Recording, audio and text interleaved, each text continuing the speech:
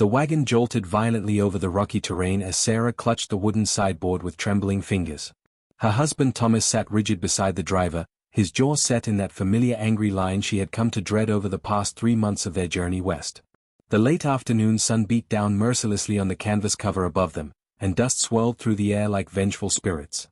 "Please, Thomas," Sarah whispered, her voice barely audible over the creaking wheels and horses' labored breathing. "We need to talk about this. I never meant to." "Shut your mouth," he hissed without turning to look at her. His knuckles were white where they gripped his knees. "You've said enough lies to last a lifetime." Sarah's heart hammered against her ribs. She hadn't lied. She had simply befriended Margaret, the young widow traveling 3 wagons behind them. They had shared stories, laughed together during the endless prairie days, found comfort in female companionship on this brutal journey. But Thomas had twisted it into something sinister, accused Sarah of plotting against him, of sharing their private matters with strangers. The wagon train had stopped for the day an hour ago, but Thomas had ordered their driver to continue. Sarah had assumed they were scouting ahead, but now they were miles from the safety of the group, surrounded by nothing but endless grassland and distant purple mountains. Fear crept up her spine like ice water. "Where are we going?" she asked, hating how her voice shook. Thomas finally turned to face her, and what she saw in his eyes made her blood freeze. This wasn't anger anymore. It was something colder, something final. "I'm setting you free, Sarah. Isn't that what you wanted? Freedom from our marriage? Freedom to be with your precious friends." "Thomas, no. I love you. I've always loved you. Please, whatever you think I've done." He nodded to the driver, a rough-faced man named Caleb who had joined their wagon only 2 weeks prior. Sarah had never liked him, never trusted the way his eyes lingered on her when Thomas wasn't looking. Now those same eyes met hers with something that might have been pity, or perhaps anticipation. "Get her out," Thomas said flatly. Sarah's scream caught in her throat as Caleb's rough hands grabbed her arms.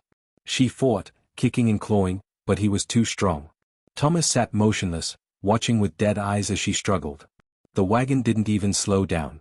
"Thomas, please. Don't do this. I'm your wife." Her fingernails scraped across the wooden boards as Caleb dragged her toward the back of the moving wagon. "There's nothing out here. I'll die out here." For just a moment, something flickered in Thomas's expression. Doubt, perhaps. Or regret. But then his face hardened again. "You should have thought of that before you betrayed me." "I didn't betray you.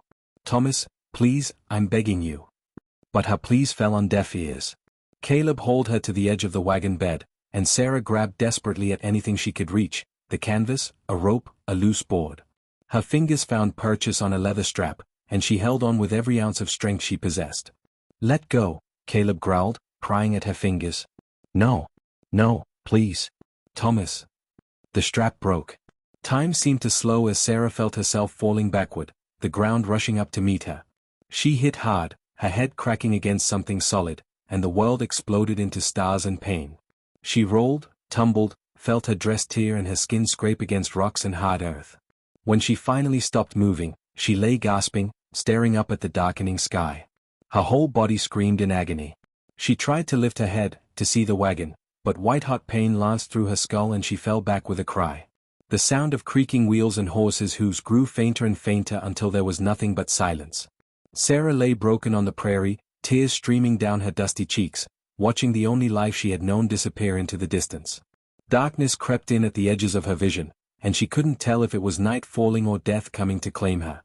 Chief Takakota guided his horse slowly through the tall grass, his eyes scanning the horizon with practiced vigilance. The hunting party had separated an hour ago, each man riding in different directions to cover more ground. Buffalo had been scarce this season, and his people needed meat before winter arrived. The warm wind carried the scent of sage and earth, familiar smells that usually brought him peace. But today, something felt wrong. His horse suddenly nickered and tossed its head, ears flicking forward with alert interest. Takakota immediately tensed, his hand moving instinctively toward the bow strapped across his back. He had learned long ago to trust his horse's instincts. The animal sensed something he could not yet see. Then he saw her. At first, he thought it was a wounded deer, the way the dark shape lay crumpled in the grass about 50 yards ahead. But as he drew closer, his heart quickened. It was a woman, her pale dress torn and stained with blood and dirt. She lay perfectly still, and Takakota felt certain he was looking at a corpse. He dismounted carefully, approaching on foot with his hand still on his weapon. White settlers had brought nothing but trouble to his people, and this could easily be a trap. His eyes swept the surrounding area, searching for hidden gunmen or waiting soldiers. But there was nothing except the endless prairie and the woman's broken form. Kneeling beside her, Takakota placed 2 fingers against her throat, expecting to feel nothing. His breath caught when he detected a faint, fluttering pulse. She was alive, barely. Her face was bruised and swollen, one eye completely shut, her lips cracked and bleeding. Dark hair matted with blood spread around her head like a tragic halo. Her breathing was so shallow he had to lean close to confirm she was taking air at all. One arm lay at an unnatural angle, clearly broken. Deep scratches covered her exposed skin, and her dress was torn in so many places it barely covered her anymore. Whoever this woman was, whatever had happened to her, she had suffered terribly. Takota's jaw clenched. He had seen violence before, had witnessed the brutal ways white men treated their own kind as well as his people. But seeing a woman left like this, abandoned like garbage on the prairie, stirred something fierce in his chest. Even if she was white, even if her people had driven the Lakota from their ancestral lands, she was still a human being. She deserved better than dying alone in the grass. He carefully lifted her into his arms, noting how light she felt, how fragile. She made no sound, gave no indication she even knew he was there. Her head lolled against his chest as he carried her to his horse. Getting her onto the animal while mounting himself required careful maneuvering, but Takakota managed it, settling her in front of him and supporting her with one arm while guiding the horse with the other. As they began the journey back to his village, the woman's eyes flickered open briefly. They were blue, he noticed, the color of the sky before a storm. They stared at him without comprehension, glazed with pain and fever. Her lips moved, forming words he couldn't hear. "You are safe," he told her in Lakota, knowing she wouldn't understand but hoping his tone would convey meaning. "I will not harm you." Her eyes closed again, and her body went limp against him. Takakota urged his horse faster, though he kept the gait smooth to avoid causing her more pain.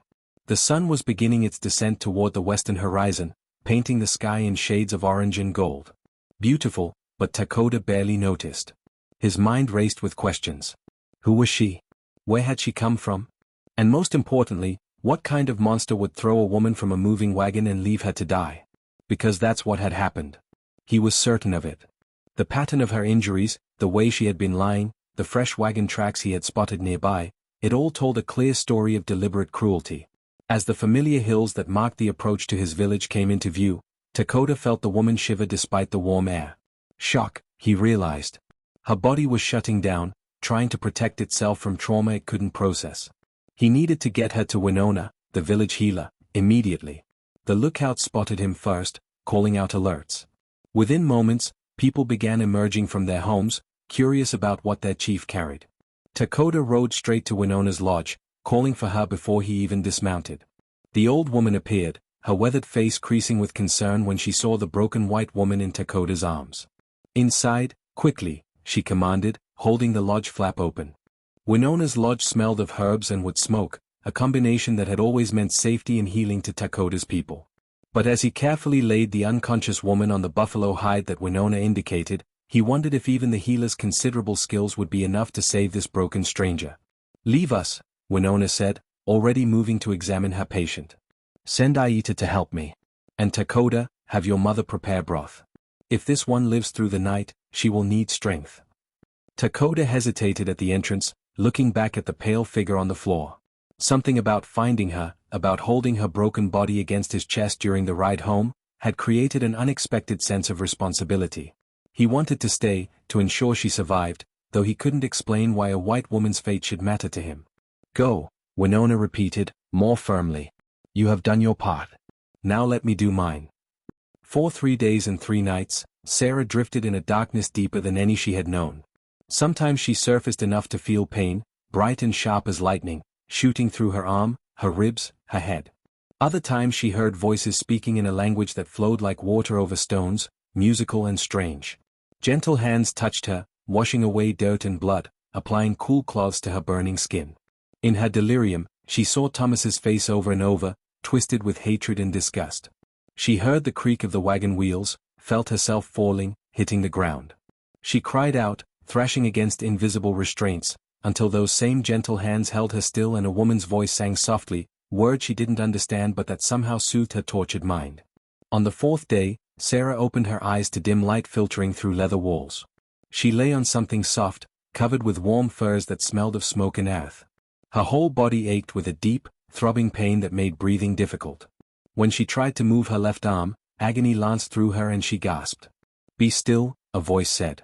Sarah turned her head carefully and saw an elderly woman sitting beside her.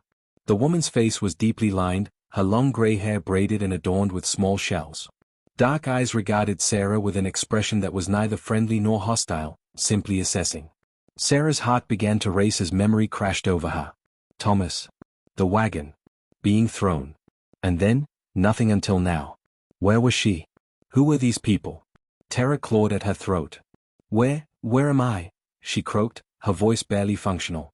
The old woman tilted her head, clearly not understanding.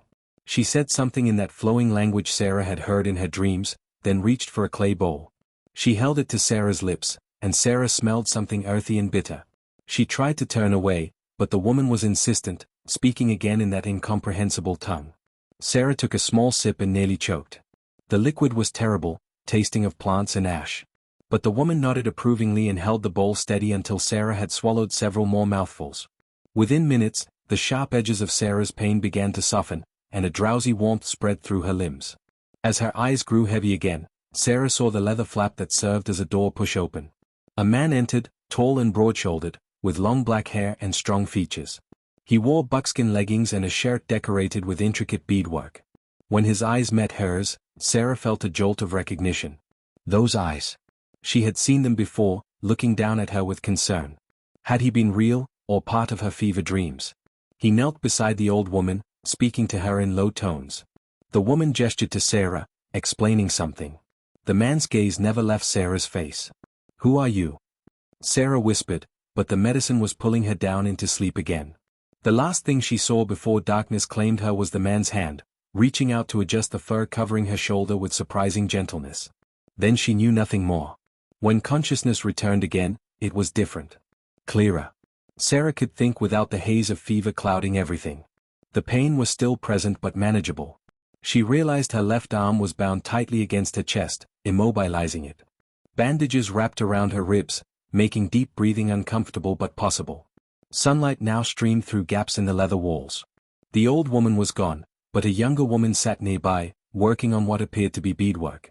When she noticed Sarah watching, she smiled tentatively and spoke. Sarah shook her head. "I don't understand. Please, where am I? What happened?" The young woman stood and disappeared through the door flap. Moments later, she returned with the man Sarah had seen before. In the daylight, she could see him more clearly. He was perhaps 30, with a commanding presence that suggested authority. His face was handsome in a way that was entirely foreign to her, all strong angles and proud bearing. He studied her for a long moment before speaking. "You are safe," he said slowly, carefully forming the English words. "My people help you." Sarah's eyes widened. "You speak English?" "Some words. Not many." He gestured to himself. "Takakota. Chief." Then he pointed to her and raised his eyebrows questioningly. "Sarah," she whispered. "My name is Sarah." He repeated it, the syllables sounding different in his mouth. "Sar. You are in Lakota village. I find you." 4 days passed. 4 days. She had been unconscious for 4 days. Sarah's hand moved instinctively to her head, feeling the bandage wrapped around it. As the days turned into weeks, Sarah slowly healed under Winona's careful ministrations and the watchful protection of Takota's village. Her broken arm mended, though it ached in cold weather. The bruises faded from purple to yellow to nothing. The cuts and scrapes became thin pink lines that would eventually disappear. But the wounds inside, the ones no medicine could touch, remained raw and bleeding. She learned to communicate through a mixture of broken English, hand gestures, and the Lakota words that Aita, the young woman who had been assigned to help her, patiently taught. The village children found her endlessly fascinating, gathering outside Winona's lodge to peek at the white woman and giggle when she attempted their language with her clumsy tongue. Takakota came every evening to check on her progress. At first, Sarah had been terrified of him, of all of them. Stories of savage Indians had filled her childhood, tales meant to frighten and warn. But reality proved different from those stories. These people had saved her life when her own husband had tried to end it. They had shown her more kindness in weeks than Thomas had shown her in years of marriage. One evening, As Takakota sat across the fire from her, Sarah finally found the courage to ask the question that had haunted her since consciousness returned. Why did you save me? Your people, my people, we are not friends. We have taken your lands. Why would you help me? Takakota was quiet for a long time, staring into the flames. When he spoke, his English was halting but earnest. You are person. Not land. Not war. Just person who needs help. If I see person hurt, I help. Is simple. Sarah felt tears prick her eyes. Such a simple answer, such basic human decency, and yet Thomas had been incapable of it. My husband threw me from our wagon, she said suddenly, the words spilling out like poison she needed to purge. He thought I had betrayed him, but I hadn't. I only had a friend. Just one friend. And he convinced himself I had plotted against him. Takota's jaw tightened. This man, your husband. He is bad man. Yes, Sarah whispered. Yes, he was a very bad man. And I was blind to it for so long. I thought if I was a good enough wife, if I tried hard enough, he would love me the way he did when we first married. But that man was never real.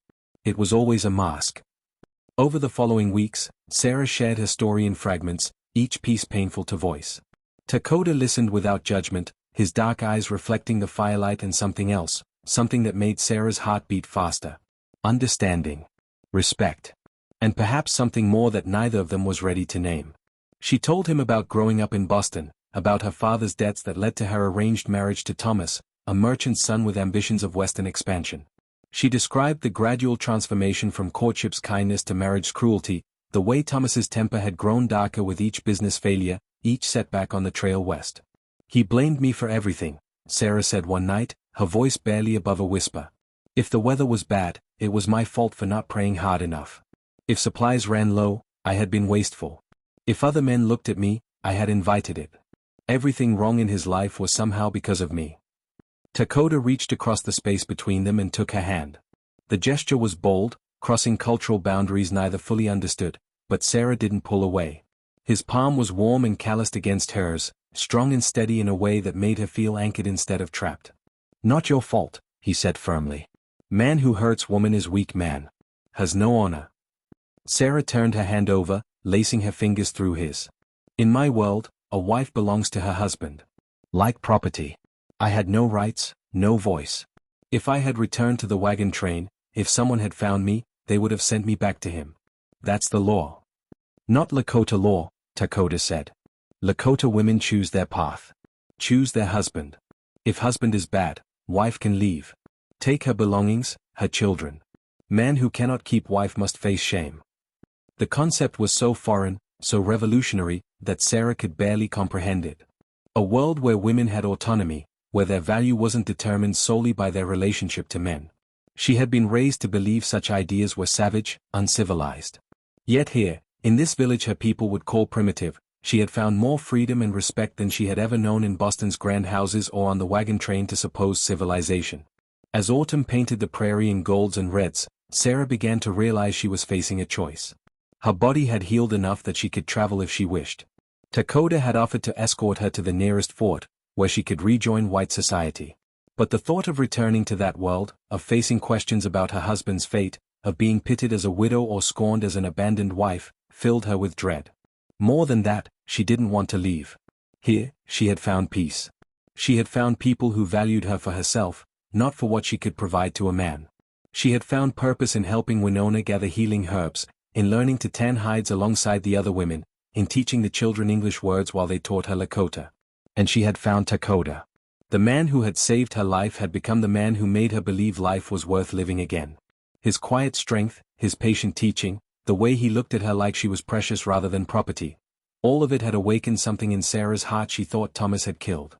The first snow fell on the day Sarah made her decision. She stood outside Winona's lodge, watching white flakes drift down from a pewter sky, and knew she couldn't leave. This place, these people, had become her home in a way Boston never had, in a way the wagon train never could have been. Takakota found her there, a blanket wrapped around her shoulders, her face turned up to catch the falling snow on her tongue like a child. He smiled at the sight, this white woman who had adapted to Lakota life with surprising grace, who had transformed from a broken, terrified creature into someone strong and purposeful. Winter comes early, he said, moving to stand beside her. Will be hard season. Sarah nodded, watching her breath mist in the cold air.